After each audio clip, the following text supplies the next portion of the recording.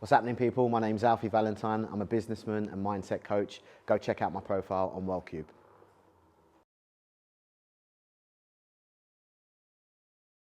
I've had challenges with that, right?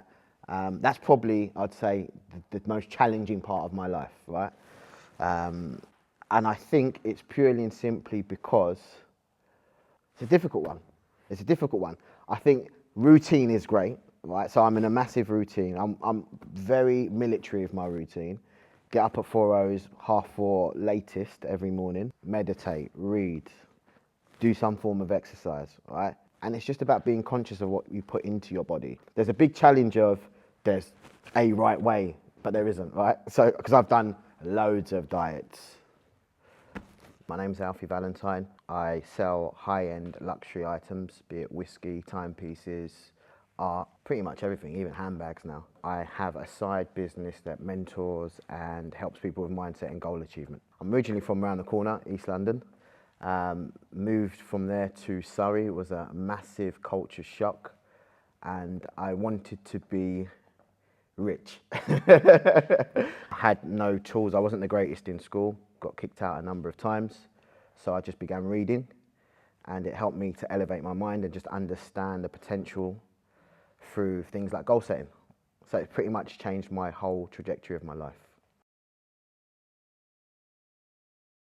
Think and Grow Rich was one of the first ones, but the person who changed my life, to answer your question, is a gentleman by the name of Jim Rohn.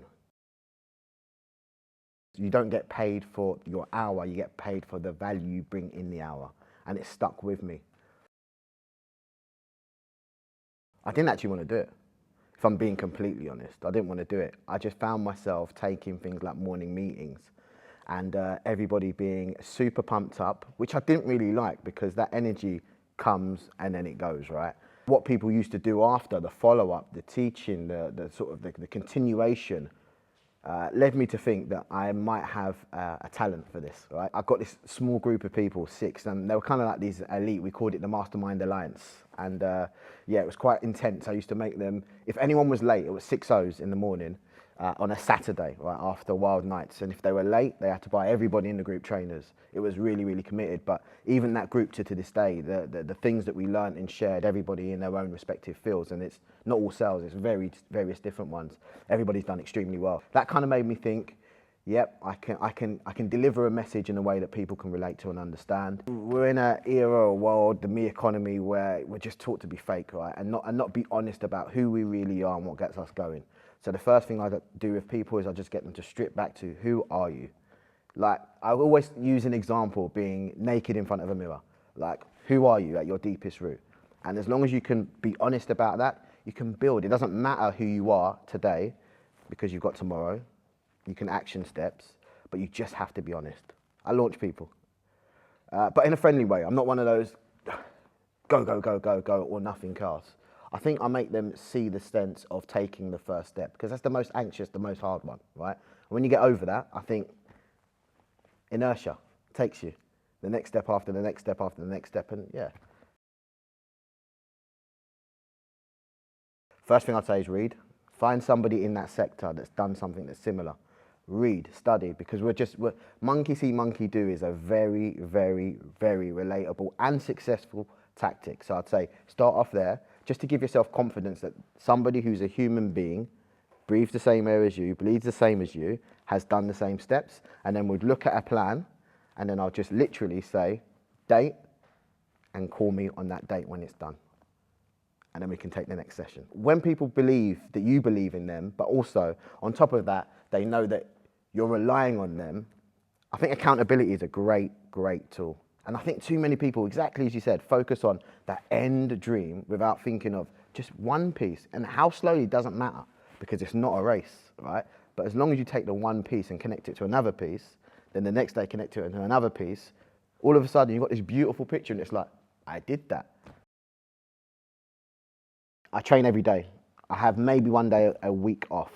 I only lift weights maybe once every other week because I enjoy squash, so I play squash. I swim and I do 5Ks. As soon as you've got something done in the morning, very, very early, for me, I like this thing of feeling like I've got one up on the world because most people are already sleeping, right? So I don't know, it all ties in and it makes me feel great. But for people that I know, right, just staying on track with a routine. So if you've got 5 tick boxes in the morning or 5 miniature goals that you've already done, the next thing becomes that little bit easier. Yeah, I practice mindfulness through meditation. Yeah, that's the main way I do it. For ages, I wasn't very good at it, and I just thought it was a bit pointless, if I'm being completely honest. I thought it was kind of like hippie stuff. There was a moment where I really understood about breathing and trying to center yourself. And it was really weird. I felt like I felt energy going through my body. And then I read a book by Joe Dispenza, which really talked about that. And ever since then, it's a really strange, euphoric thing. Little and like a log. I'll sleep deeply because I track my sleep and I'll go into very deep sleep, but I'll only sleep for like 6.5 hours. I really wish I did a tiny bit more. I read a book by Matthew Walker called Why We Sleep, and it really opened up my eyes as to how important it is. And a couple of tips that he talks about is warm baths and cold bed. Leave like windows open so you get into a cold bed and then your body has to acclimatise to it and it helps you go into a deeper sleep. That's good. I use this spray. It's an aroma, it's got lavender and something else mixed, and that will KO you. I deal with stress by journaling a lot.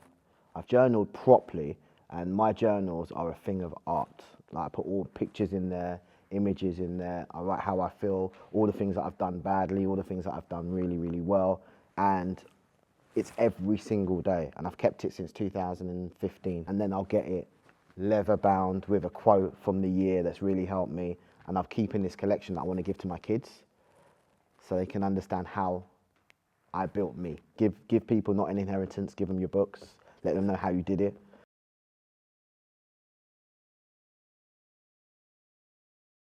So I want to be a bit personal right now. So I lost my mum very, very recently, last week, right?